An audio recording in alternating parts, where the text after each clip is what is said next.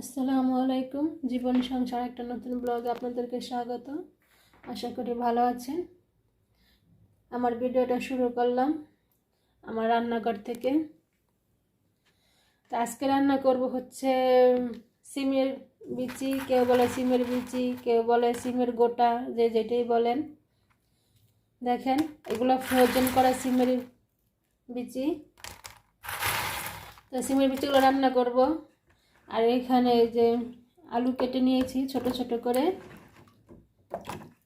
আর হচ্ছে এখানে রুই মাছ কেটে নিয়েছি ছোট ছোট করে, আর এখানে পেঁয়াজ কেটেছি, আর টমেটোটা পরে কাটবো, ধনে পাতাও কাটবো। তো দেখেন আজকের ভিডিওটা কেমন লাগে অবশ্যই কমেন্ট করে বলবেন। আর আমি রান্নাটা শিখেছি আমার শ্বশুর বাড়ির থেকে। তো দেখেন কেমন হয় আজকে রান্নাটা। আজকে রান্নার পুরো ভিডিওটা শেয়ার করব। তো এই যে ফ্রাই প্যানটা বসায় দিলাম, এখন তেল দিব। বিসমিল্লাহির রহমানির রহিম।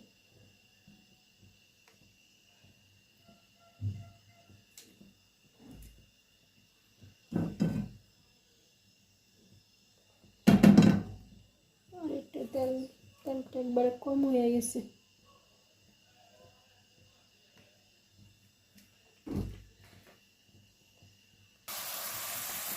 পেঁয়াজটা দিয়ে দিলাম, পেঁয়াজটা এখন ভাজবো।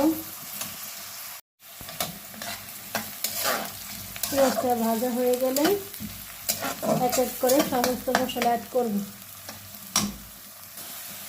তো পেঁয়াজটা ভাজা হয়ে গেছে,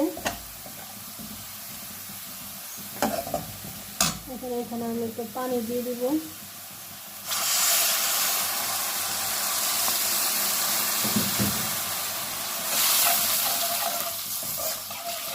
এক এক করে এখন সমস্ত মশলা অ্যাড করব। একটু আদা রসুন দিয়ে দিতেছি, আর একটু দিব।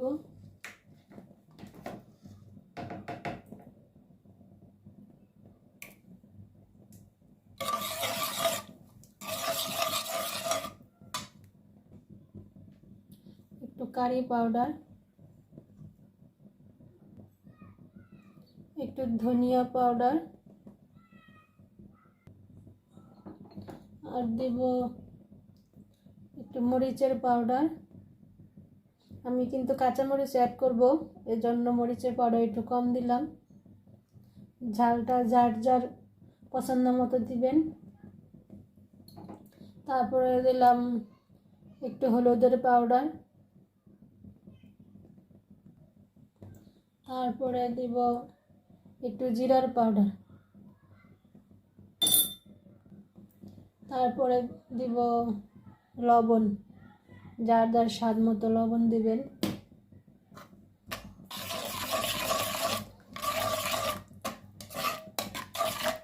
সব ভালো করে মিশাইয়া এটা ভালো করে আমি এখন কষাবো।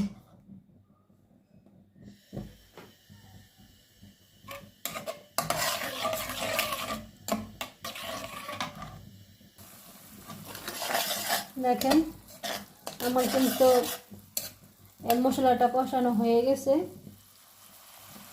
এখন এখানে আমি এই যে কেটে রাখা মাছগুলা দিয়ে দেব।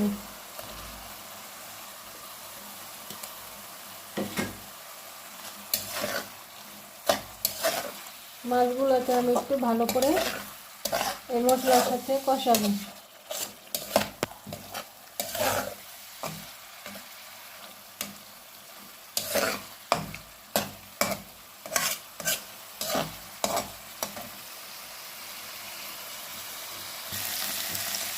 দেখুন আমার কিন্তু মাছগুলা কষানো হয়ে গেছে। কষানো হয়ে গেছে, এখন আমি এগুলা একটা একটা করে উঠাবো।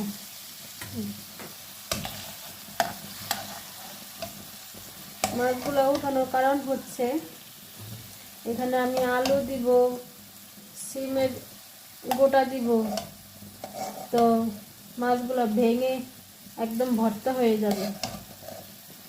এর জন্য আমি মাছগুলো এখন উঠায় রাখবো। যখন আলু আর সিমের গোটাগুলো কষানো হয়ে যাবে, তারপরে আমি এই মাছগুলো দিয়ে দিব।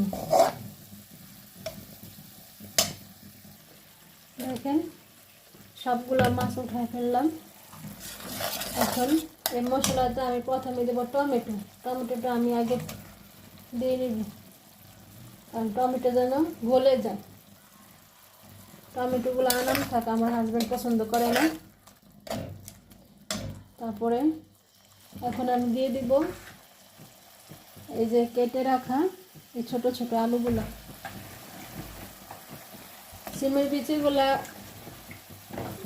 1-2 মিনিট পরে দিব, আলুগুলা একটু কষানোর পরে, নয়তোবা বিচিগুলো একদম গলে হালুয়া হয়ে যাবে।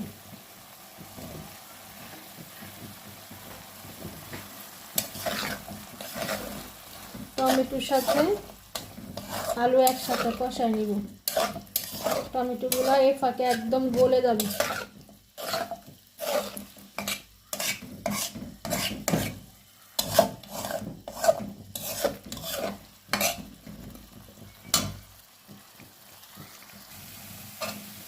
দেখেন আমার কিন্তু আলু কষানো হয়ে গেছে আর টমেটোগুলো কিন্তু একদম গলে গেছে আলু কষানোর সাথে সাথে।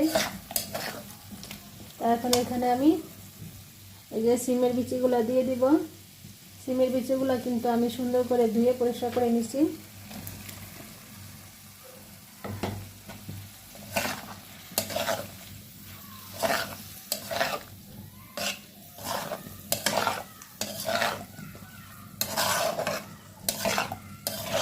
এখন এটা আমি ভালো করে একটু কষায় নিব।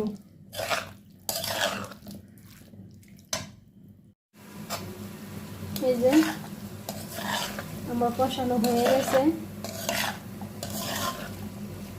এখন আমি একটু গরম পানি দিয়ে দিব। গরম পানি পাশের চুলা বসাই দিয়েছিলাম। গরম পানিটা দিলে হয় কি, রান্নাটা একটু তাড়াতাড়ি হয়ে যায়।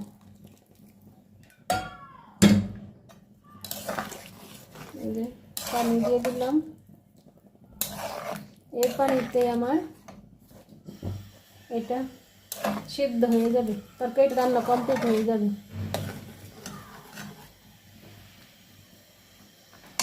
এখন এখানে আমি দিয়ে দিব এই যে কাঁচামরিচ কেটেছিলাম, কাঁচামরিচ দিয়ে দিব।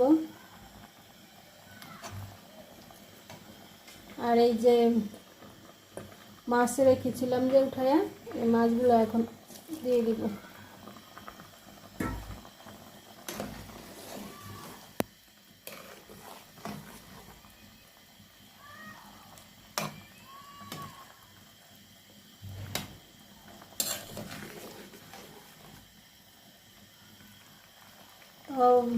আলু আর সিমের বিচিটা যেন সিদ্ধ হয়ে যায়, সেজন্য আমি ঢেকে রেখে দিব।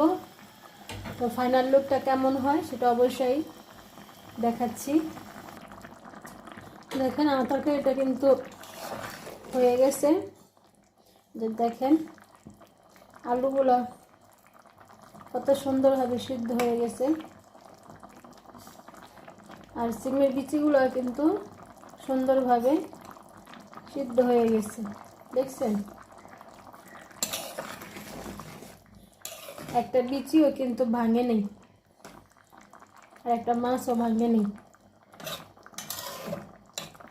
কতটা সুন্দরভাবে সিদ্ধ হয়ে গেছে। এখন আমি এখানে দিয়ে দিব ধনেপাতা কুচি। বেশ আমার তরকারিটা হয়ে গেছে। আর ঝোলটা কিন্তু আরও টেনে যাবে, নামায় রাখার পরে ঝোল কিন্তু টানে আলু সিমের বিচিতে। তো আমার রেসিপিটা কেমন হলো অবশ্যই কমেন্ট করে বলবেন, আর ভালো লাগলেও বলবেন, খারাপ লাগলেও বলবেন। তো ভালো থাকবেন, সুস্থ থাকবেন, নিরাপদে থাকবেন। আল্লাহ হাফিজ।